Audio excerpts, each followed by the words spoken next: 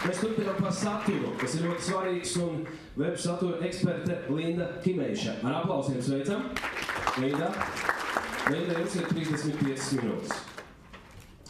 Gribējās vairāk? Vairāk? Nē, es ceru, mēģināšu. Jā. Okay. Paldies par sapratu. Tātad manā prezentācija būs nedaudz romantiskāka nekā Ansim, bet man ļoti patika viņa uzruna.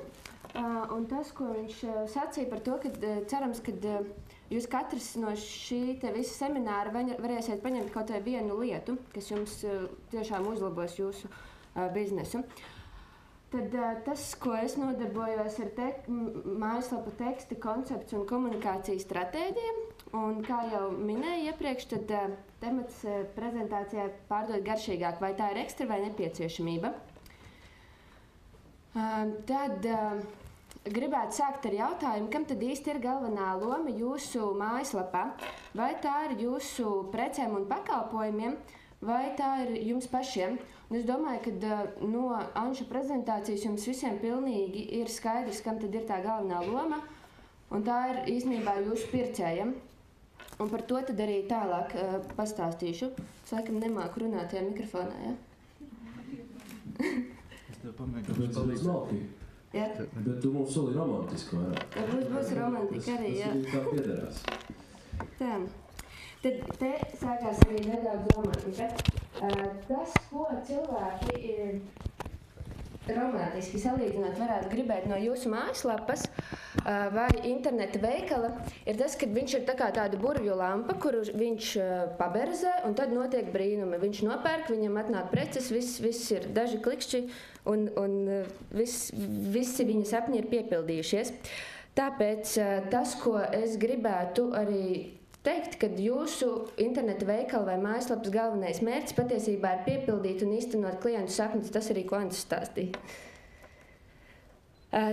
No kā izriet, kad īstenībā cilvēki pērk savu sapņu piepildījumu. Viņi pērk nevis grāmatu, bet iespēju nopelnīt vairāk un gūt, pieņemsim, augstāku statusu sabiedrībā. Viņi nepērk sporta klubu abonementu, bet viņi pērk skaistumu un veselību.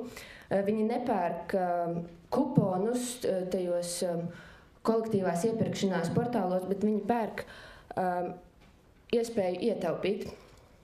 Tad par jūsu mājaslapu vai interneta veikalu un tā mērķiem nedaudz. Kāds tad īsti ir tā mērķis? Vai tas ir tāds, lai jūs varētu darīt mazāk un pelnīt vairāk? Tāds varētu arī būt tas mērķis, bet ja tas nav pats pirmais mērķis un primārais, jo primāram jābūt piepildīt to jūsu klientu vēlmes un sapņus. Un tad, ja mēs atgriežamies vēl nedaudz atpakaļ uz pašiem pirmsākumiem, bet pamatiem, tad ko īsti cilvēki meklē internetā? Un es esmu saskaitījusi, ka cilvēki īstenībā meklē tikai 3 lietas internetā. Tā ir izklaide, informācija un izdevīgums, ātrāk, lētāk, ērtāk.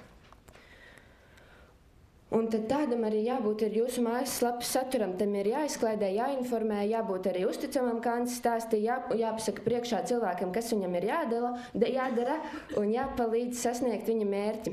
Un tad nedaudz par izklaidi un informēšanu. Tas, ko es gribētu arī uzsvert, kad ir tāda lieta kā fakti par jebko, par precēm, pakalpojumiem un tā tālāk. Un fakti vienmēr novad pie slēdziena. Bet ir arī tāda lieta kā emocijas, un emocijas savukārt noved pie rīcības. Un tad par to, kas ir svarīgi jūsu mājaslapā. Jūsu mājaslapā svarīgi vai internetu veikalā ir tieši rīcība, tam, lai pēc kaut kādām emocijām seko darbība. Tad par to, kā pateikt priekšā cilvēkam to, kas viņam ir jādara. Šeit ir viens piemērs, tas ir sliktais piemērs, kā iepirkties. Jūs redzat, jūs nevarat redzēt, kas tur viss ir sarakstīts, bet var jau redzēt, ka tur ir 9 punkti un visādas likumu atrunas un tā tālāk. Un šis te, kā iepirkties, saturs galīgi neiet kopā ar to burvju lampu, kuru vienkārši var paberzēt un viss notiek. Lai pēc analoģijas paberzētu tādu burvju lampu, tad tur ir jāiemācās vēl kaut kādi mistiskie burvju vārdi un jāzina, kādā virzienā tā lampa jāpaverzē, lai sapņi piepildītos. Viens labais piemērs. Es ieliku visus Latvijas piemērus, gan tāpēc, lai viņi tā kā būtu jums tuvāki, bet tas viss attiecās arī uz starptautisko tirgu. Kā tad pārdot zeltu internetā? Šeit ir ļoti vienkārši redzat, ka te ir 4 soļi. Un jau to saturu ir iespējams noskanēt tekstus. Proti, ja jūs izlasat tikai bolda tekstu, jūs jau uzreiz varat saprast, kas jums ir jādara. Un papildus informācijā tad jūs izmantojat jau papildinājumus. Tad tāpat kā Antis arī stāstīja par drošību un garantijām, jūs arī uzreiz šeit ar saturu to visu varat pastāstīt. Un vēl, ja cilvēkam ir kaut kādas neskaidrības, tad tur blakus ir arī kontakti. Vēl viens sliktais piemērs ir viens no kosmētika interneta veikaliem.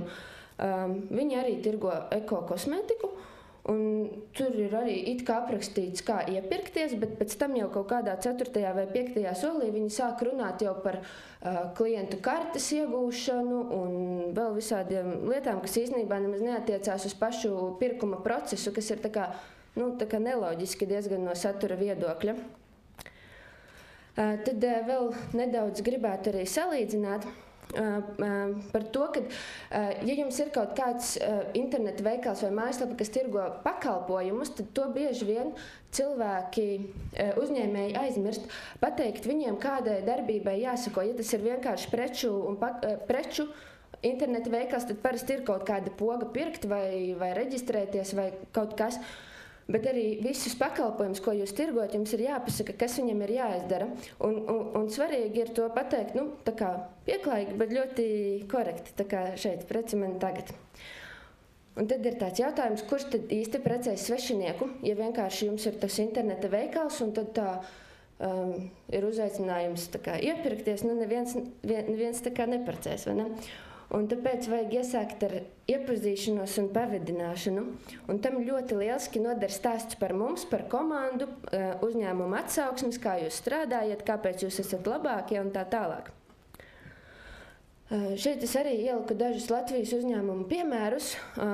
To būvservisu sadaļu komandas ieliku kā labo piemēru, jo jūs redzat, ka tur ir cilvēki, tur ir emocijas, un tas rada kaut kādu uzticamību. Tad ir aizdevums, viens tā kā negatīvais piemērs, jo tas ir pat īsti neatbilst par mums sadaļas aprakstam, jo tur ir tā kā vispārīgs kaut kāds mājaslapas konspekts, varētu teikt. Viņi pat nepasaka, kas viņi tādi ir, viņi saka vēlreiz, ar ko viņi nodarbojās. Un tad ir Gross auto piemērs, kas arī nav labais piemērs, tāpēc, ja jūs uzklišanat uz par mums sadaļu, jūs gribat uzzināt, kāpēc tas uzņēmums var piedāvāt, pieņemsim, lētākas rezerves daļas un tā tālāk nekā citur, bet šeit atverās kaut kāda kontaktu sadaļa, un ja jūs meklētu kontaktus, droši vien, kad jūs arī neiedomātos, kad ir jāiet vispār uz sadaļu par mums. Par priekšrocībām. Kā arī Antis teica, jums ir jāizvēlās kaut kādas priekšrocības, kas ir jūsu uzņēmumam tā kā īpašākas nekā jebkuram citam. Un šeit ir 2 arī priekšrocību apraksti. FUMO dizains, tas ir tas, kas man tā kā pašai iet ļoti pie sirds. Priekšrocību apraksti, kāpēc mēs. Tur ir kaut kādas emocijas, tur ir konkrēti pateikts, kas tās ir par priekšrocībām, un runa iet par klientu, nevis par FUMO dizainu. Un nepārāk labais piemērs ir tas, kas ir Mercedesa piemērs par klientu priekšrocībām, jo viņš ir ļoti savs, nestrukturizēts, un arī kāpēc cilvēki pērk vispār Mercedes, tāpēc, ka viņi īstenībā pērk emocijas, un šis te apraksts par priekšrocībām galīgi nav emocionāls. Tad par uzticamību īsumā. Arī jūs varat to attēlot ar skaitļiem, kā Antis minēja, apbalvojumiem, klientu atsauksmēm. Un tai mājaslapai jāpalīdz sasniegt klienta mērķi. Un tad, ja man būtu jāatbild jautājumu, vai pārdot garšīgāk, tā ir ekstra vai nepieciešamība, es teiktu, ka tā noteikti šodien ir nepieciešamība. Ja pirms vairākiem gadiem tā varbūt bija ekstra, un jūs vienkārši varējāt tur aizpildīt kaut kādas sadaļas ar kaut kādiem tekstiem, un viss tā kā notikās, tad šobrīd tā vairāk nav. Tāpēc, kad šodien cilvēki ļoti, ļoti labprāt maksā par emocijām, ja arī tā ir viena un tā pati prece, ko viņš var iegādāties X un Y interneta veikalā, tad viņš daudz labprātāk saņems to preci iegādāsies tur, kur viņam vēl nāk kaut kādas pozitīvas emocijas klāt. Un tad mēs atgriežamies arī pie tā pirmā randiņa, kur arī droši vien tāpat kā jūs kādreiz dzīvē esat gājuši uz pirmo randiņu, un es ceru, ka tāpat kā es, jūs arī cerējāt, ka viņš būs veiksmīgs. Ka viss izdosies un sekos kaut kāds labs turpinājums. Tieši tāpatās īstenībā arī vēlas labu turpinājumu interneta lietotājs. Viņš negrib aiziet vienkārši kaut kādā mājaslapā, kaut ko pameklēt un tad iet kaut kur projām. Viņš ļoti labprāt, ja viņu viss apmierina, viņš pieturās pie šī interneta veikala. Un tad nedaudz par preces aprakstu es vēl gribētu pastāstīt. Pirmais, protams, ir kvalitatīvs foto. Šeit ir divi arī piemēri. Tenī pirmajā attēlā to preci nav iespējams vispār pat palielināt, bet tomēr, ja jūs pērkat datoru, tad, jūs gribat paskatīties, kāds viņš izskatās lielāks. Un tā kā Ants arī stāstīja, ka tagad tās iespējas ir ļoti, ļoti dažādas. Viņas var tās preces grozīt visvisādīgi, viņu var ielikt kaut vai vienkārši, tā kā ar Kapitāla piemērā, kur jūs varat apskatīt to preci kaut vai no 3 pusēm un nedaudz lielākā izmērā. Protams, diskutējums jautājums par to, vai ir labi, kad ir tās ūdenszīmes un tā. Uz klientu orientēts preces apraksts. Ja jūs, pieņemsim, tirgojat dators internetā, tad jūs noteikti esat arī ļoti gudri šajā nozarē. Un jūs ziniet visu kaut ko par visādiem kiberbaitiem un vēl visu kaut ko. Bet vajadzētu tomēr ar viņu runāt vienā valodā ar to jūsu pircēju un pastāstīt viņam skaidri un gaiši, kas ir tas, ko viņš pērk. Tad mēs atgriežamies arī pie tā piemēra, kas man iepatikās, tas ir Kapitāla, un te ir uzreiz skaidrs redzams, ka tas, es varu laikam izlasīt nedaudz, ka tas dators ir ideāls risinājums studentiem vai jebkuram mājas lietotājam, kad viņam ir metālisks korpus, kas pasargās no skrāpējumiem. Tātad nav tur tas metāliskais korpus izteikts kaut kādā fizikas vai ķīmijas formulā, bet vienkāršiem vārdiem, ko jūs tā kā lietotājs saprotat, ja jums ir mājās bērni vai suns, tad tas dators tā kā varētu derēt. Tad precīzi arī tehniskā informācija, protams, kad ir arī tādi cilvēki, kurus tā interesē un kuriem neinteresē liriskie, romantiskie apraksti, bet viņi grib formulas un skaitļus. Un pārliecinošā informācija arī viens Madara piemērs, kas man arī patikās, kur arī ir tās starptautisko cilvēku, kaut kādu profesionāļu atsauksmes. Jūs redzat, ka tur arī ir neliela tāda ikoniņa, kas ir norāda uz to, ka viņiem ir kaut kāds certifikāts, un tāpat tās arī tās iespējas ieteikt. Sanāk, labajā augšējā stūrī ir konsultācijas, ja tomēr jūs vēl šaubāties, vai tā prece jums ir piemērota, jūs jebkurā brīdī varat konsultēties. Un uzticamību veicinošā informācija, tā bija tā, ko mēs arī visu, ko es jums tā kā īsumā izstāstīju par tiem, kā iepirkties, par mums, par komandām, par klientu atsauksmēm, arī visādi jaunumi jūsu mājaslapā un jebkas cits. Un tad tas pats svarīgākais call to action, kad, lai tomēr sako kaut kāda rīcība, tas vai tas ir zvans, vai tas ir kaut kāda reģistrācija vai pirkums. Jo te es biju vēl pierakstījusi vienu tādu teikumu. Jo, ja izpildīsies visi tie iepriekš minētie nosacījumi, tas saturs būs uzticams, emocionāls, patiesi, garšīgs, precīzs, un jūs pateiksiet priekšā klientam, kas viņam tagad ir jādara, tad visdrīzāk, kad sekos arī kaut kāda rīcība. Zvans, rinda pie jūsu veikala, ja tas ir kaut kāds fizisks veikals, vai ja jums ir interneta veikals, tad sāks jūsu kontā krist nauda iekšā. Bet tas, es saprotu, kāpēc jūs esat visi arī šeit, tas ir tas, ka jūsu izaicinājums ir patiesībā daudz lielāks nekā kaut kāds viens lokāls interneta veikals. Jūs vēlaties izveidot starptautisku interneta veikalu, un jūsu cīņa būs daudz smagāka. Tāpēc svarīgi ir zināt arī jūsu mērķa tirgu tādā konkrētajā valstī, kurā jūs vēlaties tirgot savu preci un zināt, kas ir viņiem svarīgi, kas ir viņu sapņi un runāt ar viņiem vienā valodā. Jo, pieņemsim, jūs varat iztulkot vienu kaut kādu tekstu uz 20 valstīm, ja jūs vēlaties 20 valstīs atvērt interneta veikalu, bet katrā no šīm valstīm jums ir jāpārzina, kas ir tā viņu specifika. Piemēram, kad Dānijā cilvēkiem ir svarīgs kaut kāds ekoloģiskais faktors. Krievijā savukārt varbūt svarīgs ir vairāk tas saucamais bling faktors vai ekskluzīvs status. Un tāpēc arī svarīgi ir saturu nevis tā kā pilnīgi tulkot, bet to adaptēt. Tulkot, jūs varētu tā kā vienkārši pārtulkot, piemēram, no latviešu valodas uz to mērķa valodu, un pēc tam šo saturu tekstu iedot vēl kaut kādiem 3, 4, 5, varētu teikt tā native speakeriem, kur tad jums var iedot kaut kādu feedbacku par to, vai tas ir ok, vai tas nav, un vai šajā valstī dzīvojošie cilvēki to sapratīs. Un, protams, kad tikai ar kaut kādiem skaistiem liriskiem tekstiem jūs vien neko nepanāksiet, tāpēc jums ir vienkārši savu kompetenci jāpierāda. Un, ja jūs stāstat savā interneta veikalā, kad jūs tirgojat kaut kādu preci, piedāvājot tādu un tādu garantiju, tad jums arī tas patiešām ir tā kā jāizpilda.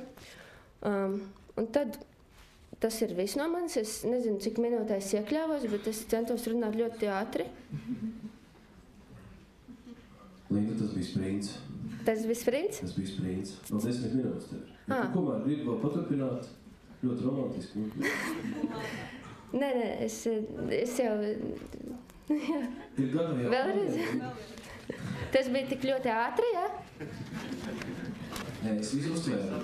Jā? Es mazliet skatījos visu savu romantismu prizmu, bet es visu sapratu. Nē, jā, es tā gribēju pastāstīt tā nedaudz romantiski, mazāk tehniski, tā, lai...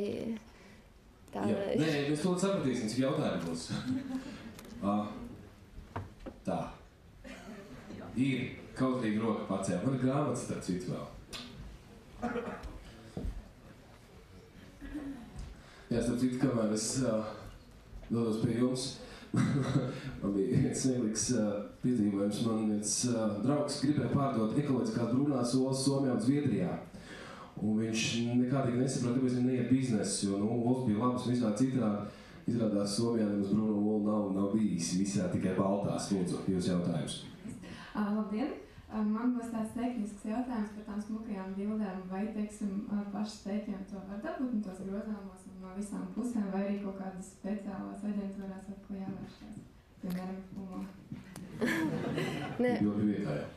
Piemēram, FUMO to šobrīd vēl nevar izdarīt, tās grozāmās bildes, bet iespējams, ka nākotnē kādreiz to arī varēs.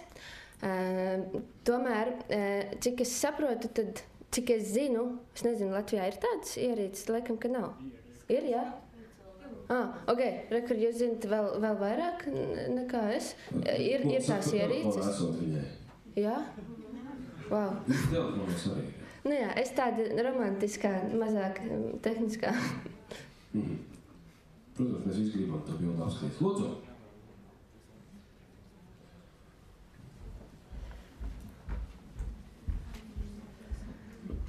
Lūdzu!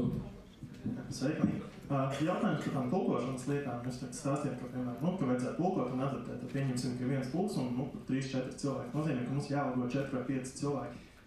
Ko darīt biznesiem, kad ir, maz biznesa, ir jauna ideja, mēs nevaram viņu atļauties, bet mums ir zinām, ka mēs, angļu valodā mēs tur atradīsim, bet, mums vajag vismaz spāņu vai tie pašā ungāru valodā, kādi tie risinājumi, jo, tur, pirmot, ir 4-5 cilvēki, un tas tomēr varētu būt ļoti liels ieguldījums, kad būtu arī neatmaksājies.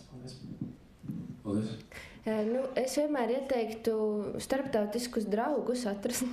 Man liekas, tas ir viens no labākajiem. Tas ir it kā skan tā kā ļoti vienkārši un tā tālāk, bet tā pasaulē notiek, kad ir vienkārši kaut kādi draugi, kuri dzīvo, piemēram, tur kaut vai 1 gadu, un viņiem jau ir izveidojies kaut kāds paziņu loks, vai viņi zina, pie kā griezties un tā tālāk. Tas ir maziem uzņēmumiem.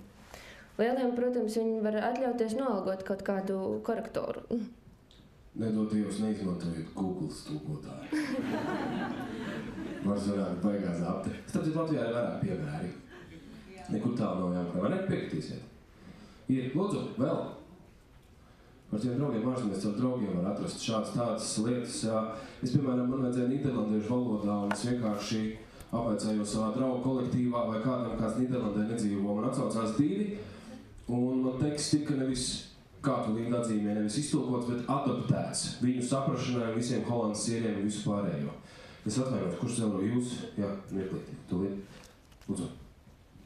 Jānis, man varbūt tāds jautājums runāt par call to action, bet jūs beigās tā arī neminējāt īsti, no kuras uzņēmuma jūs esat un kādas konsultācijas jūs piedāvājat. Ne, es tikai sākumā nedaudz pieminēju to, ka es esmu nodarbojos ar tekstiem un konceptu web. Es esmu arī tā kā no EFUMO. Es gribēju tā nedaudz kautrīgāk nepareklamēties un tā, nu, jā. Es tā kā nenoreklamējos varbūt tik ļoti un iedevu savu privāto e-pastu. Linda, jūs kafijas pauzē būsiet sastopami? Jā. Vakarā 7:00. Es tagad jau domāju, kad jau būšu, jā. Skaidrs. Man Anša visi šitie jautājumi, ko viņš noskaidros līdz vakaram, arī ļoti iepatikās, un es gribu zināt visāds atbildes, jā. Labi, paldies, Linda. Mums ir vēl jautājumi. Piedod, lūdzu.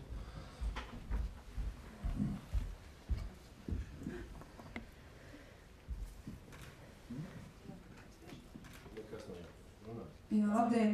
Mani sauc Dana, es esmu sieviešu apģērba internetu veikals Natālijā LV. Jautājums ir par ūdenszīmēm. Jūs rādījāt, te bija bilde no Kapitāla mājaslapas, un tad jūs minējāt tekstu, ka ir ūdenszīme, bet vai tas ir labi vai slikti, tas ir cits jautājums. Tas ir labi vai tas ir slikti? Nē, es teiktu, ka tas nav skaisti, ja jūs, piemēram, apģērba veikalam ir, jūs gribat nodemonstrēt savus apģērbus, jo, piemēram, ir tie interneta veikali, kur pat var pievilkt klāt tik tuvu, kad jūs varat redzēt viņa tekstūru, tā auduma, un jums tur ir kaut kāds tur ūdenszīmes, tas nepēc kā tā kā neizskatās. Un es teiktu, ka tas nav ļoti labi. Protams, šie te uzņēmumi, kuri liek ūdenszīmes, viņi grib pasargāt varbūt tās savas bildes, jo tās bildes tur zog un pārpublicē un vēl tur nezinu, ko dara. Bet, Starp citu par autortiesībām.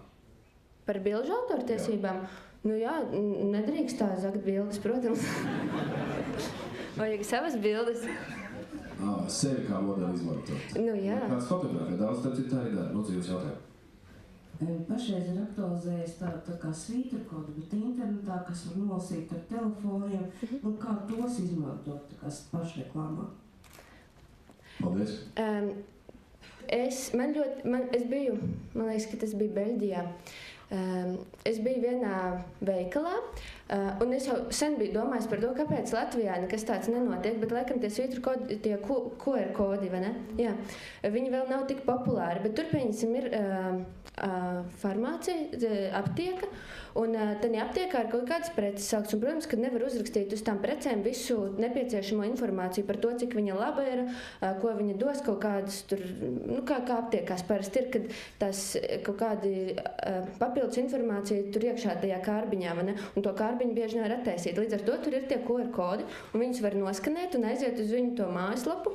Un tur ir visa papildus informācija, ko var izmantot kā ļoti lielsku rīku tam, lai, pieņemsim, cilvēks jūsu, ja viņš ir kaut kādā fiziskā veikalā, viņš grib zināt vairāk par šo te preci, nonāk jūsu mājaslapā. Ne, tas nav jautājums? Ļoti pareizi, es vienkārši domāju, cik ir droši tātad iesaistīt savā biznesā šo te kodu. Ja? Cik droši iesaistīt to kodu? Cik ilgi tu viņu varēsi brīvi, būs tā pieeja, vai vispārībā viņš tā kā būs? Par to, vai tas ir par maksu kādreiz nākotnē vai par brīvu, to es tiešām nemācījuši atbildēt. Anci, mums vajadzēs atbildēt šo jautājumu vēlāk. Labi? Paldies. Mums vēl viens jautājums, Lindā, lūdzu. Sveiki, Rolands. Jā. Jautājums ir patiesībā par tiem tekstiem un visu pārējo, kas saistīts ar to, cik tas izmaksā. Pieņemsim, mazs uzņēmums, cik man izmaksā laika ziņā, un arī tas ieguldījums, teiksim, arī naudā būsim reāli. Cik man izmaksās, lai būtu, teiksim, labs saturs? Paldies. Var izrēķināt uz 1000 zīmēm, piemēram?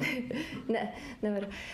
Bet es varu pateikt to, ka es vienmēr iesaku uzņēmumiem tomēr, Tā kā ne jau tāpēc, lai man būtu ko darīt un būtu biznesa un tā tālāk, bet es iesaku vienmēr uzņēmumiem algot cilvēkus, kas uzraksta mājaslapām saturu.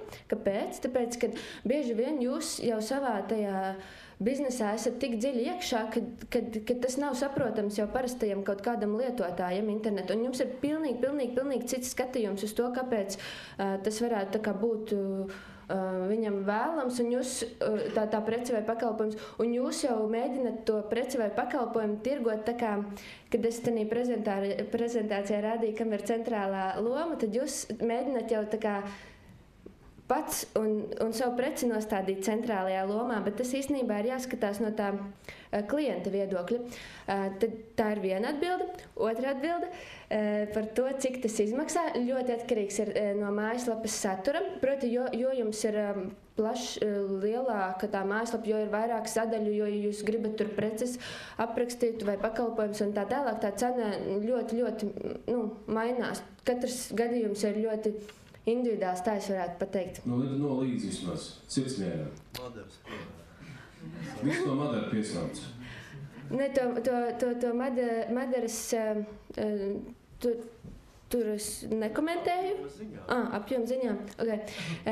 Es gribētu arī līdzīgi tā kā Ansis iziet no šitās situācijas, pateikt daži 100 līdz daži 1000.